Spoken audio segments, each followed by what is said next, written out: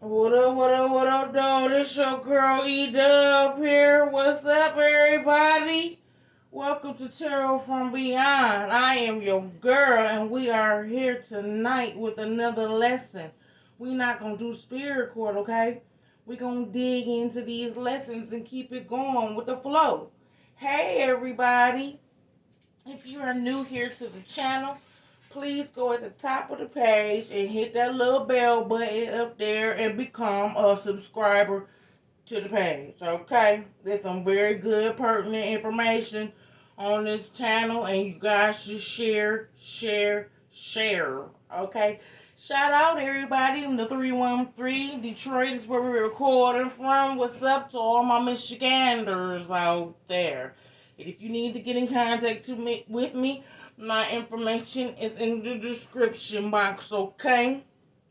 And last but not least, we got to give homage and our shout outs. Our copyright laws go out to YouTube Audio. We are streaming this music from YouTube Audio. So this is not our music. I repeat, this is not our music.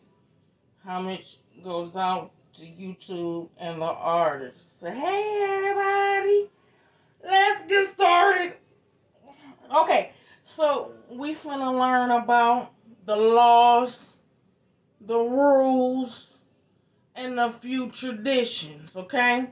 Now I'm gonna mix it all up in there real pretty for you so you know we can get it cracking and get the lessons learned as best as possible, alright? So there's a new book that's gonna be featured in tonight's show. It's not new to me, but it might be new to you. So if you don't have this book, I will pick it up. You can order it online, or you can get it at your store. This book right here, y'all, excuse the ring light, is Buckland's Complete Book of Witchcraft. Okay? Can y'all see that? By Raymond and Buckland. Okay? I'll go get this. It's right here. Y'all can see it. Can y'all see that? I'm trying so you see it good, okay? I know the lights is everywhere. I got this book from a beautiful Wiccan shop in Ferndale, Michigan, called the Boston Tea Room. It's the same place where I got Jackie Smith's book from, Coventry Magic.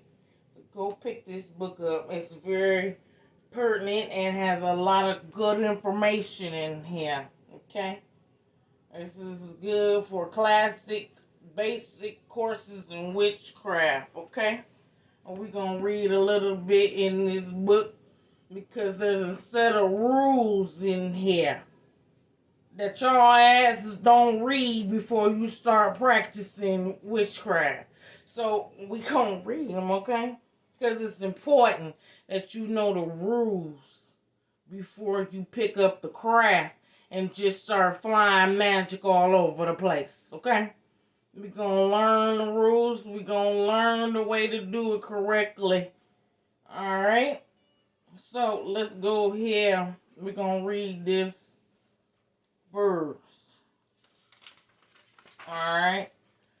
If you don't have this book, pick it up. Alright, let's read here. You see I got already been doing a little bit of reading myself. Okay, right here. Because we don't have a lot of time, so let me quit bullshitting. So it says in April of 1974, the Council of American Witches adopted a set of principles, rules of Wiccan belief. I personally subscribe to those principles and list them here. Read them carefully. And that's what we about to do. By the way, this is Avant's playlist. We streaming on YouTube. That's just to let y'all know. So shout out to him too. All right, number one, get a pen, man, and a pad, and write this stuff down. Okay. Rule of Wicca number one. Let's read it. We practice rites and attune ourselves with the natural rhythm of life forces, marked by the phases of the moon and the seasonal quarters and cross quarters. I'm paused between each one. Okay. Number two, we recognize that our intelligence gives us a unique responsibility toward our environment. We seek to live in harmony with nature and ecological balance, offering fulfillment to life and consciousness within an evolutionary concept.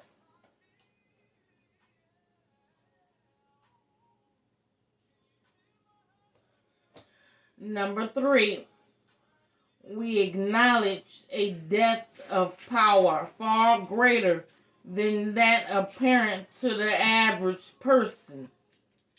Because it is far greater than ordinary, it is sometimes called supernatural. But we see it as lying within which is naturally potential to all. Okay. This number three is talking about your creativity. Everybody has a creative sense about us. That's what separates human beings from animals. The part of your brain that processes creativity. Okay? Number four, we conceive of the creative power in the universe as manifesting through polarity, as masculine and feminine.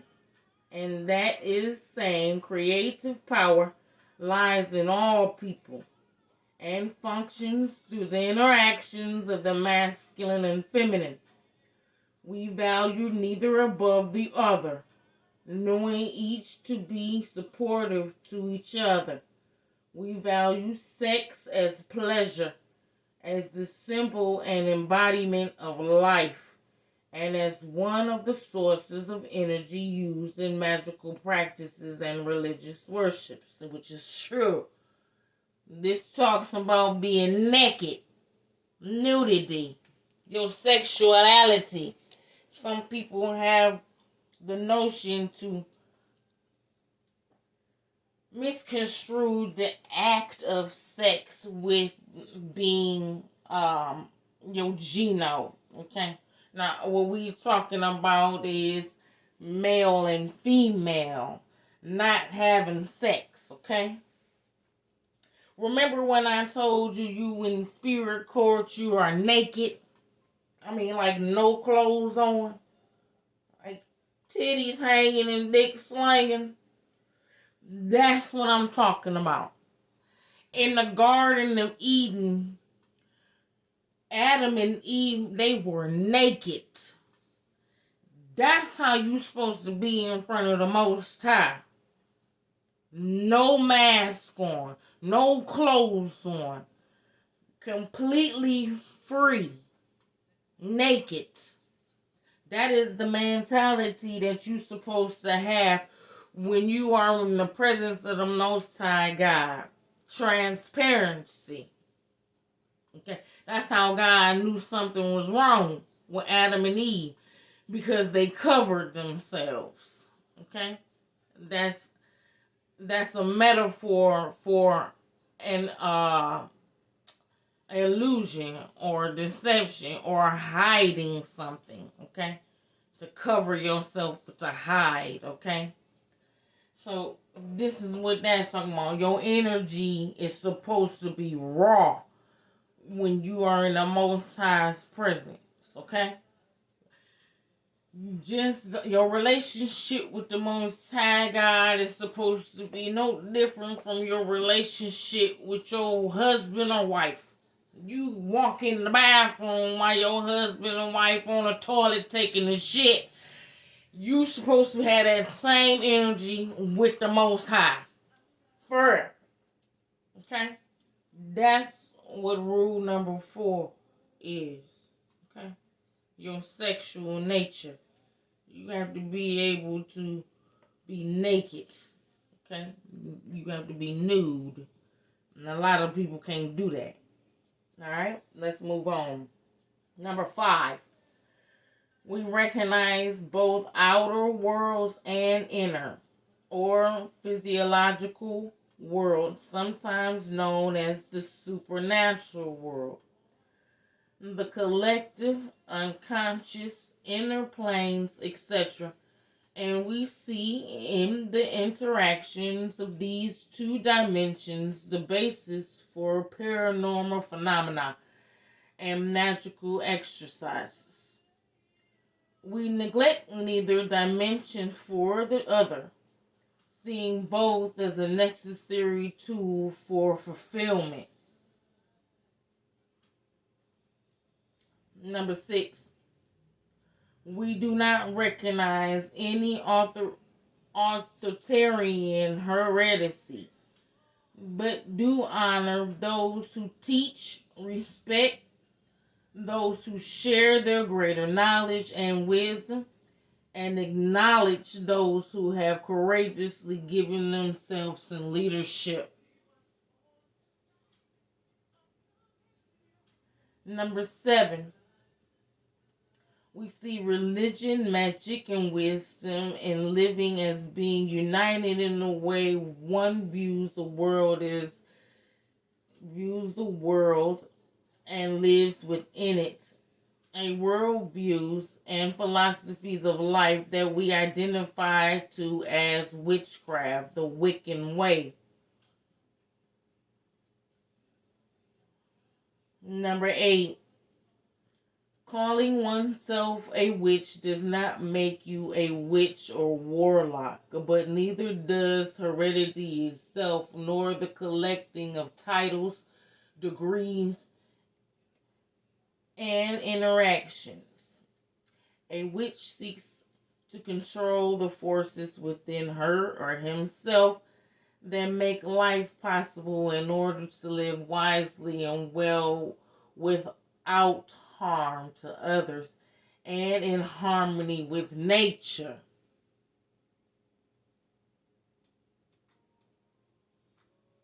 Nine, we believe in the affirmation of fulfillment of life in a continuation of evolution and development of the consciousness, giving meaning to the universe. We know our personal roles and within it.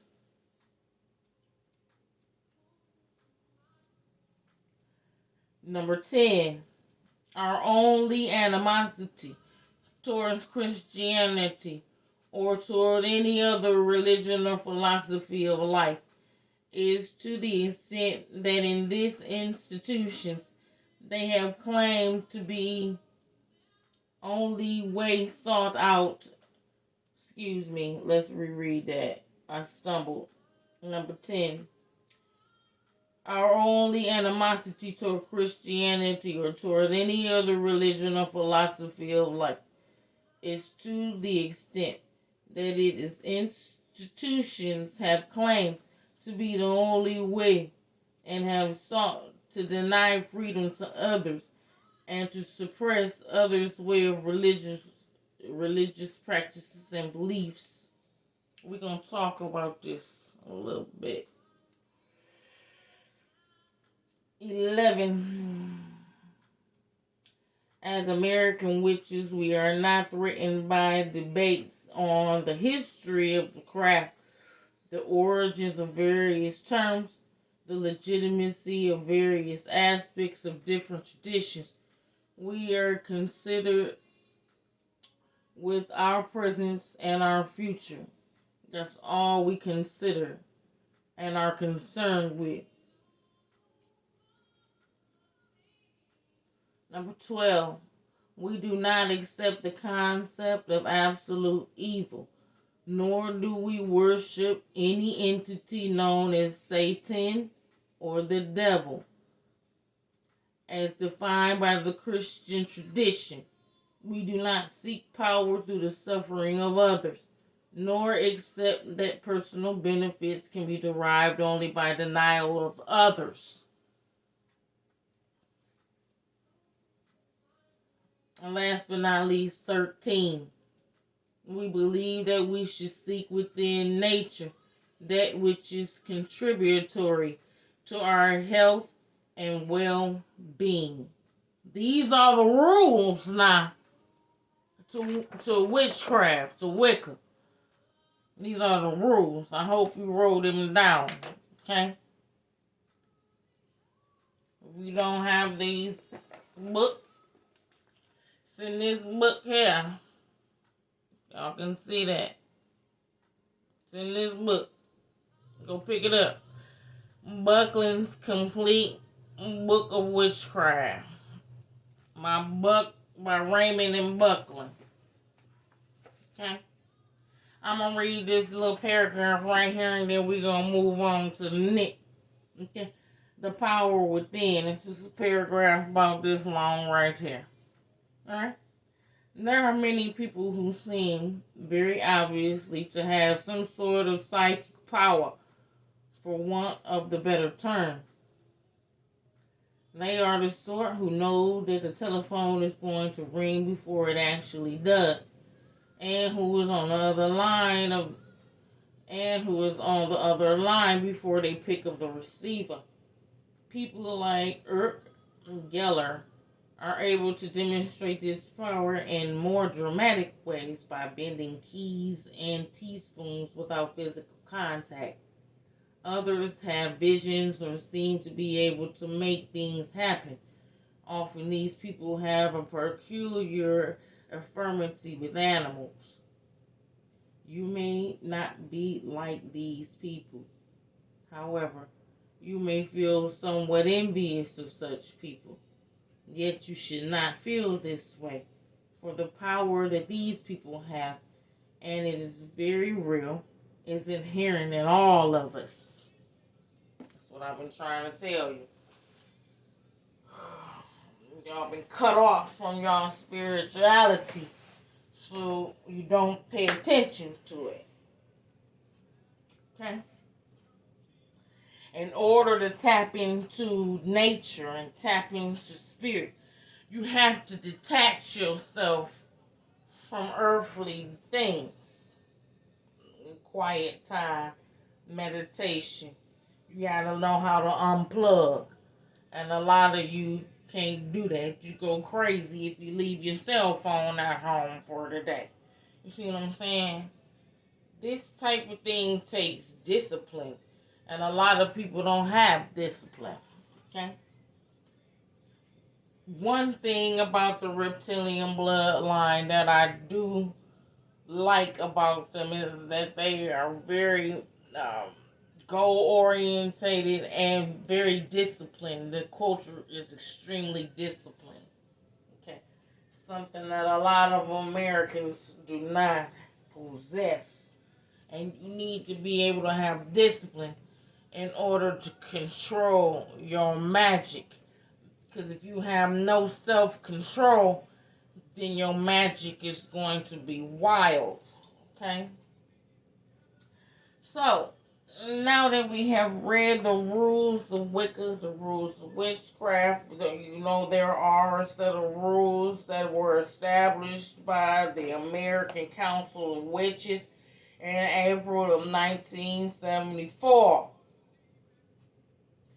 So before you go picking up some witchcraft, please get this book and read these rules to the craft, okay? These are a guideline to follow, alright?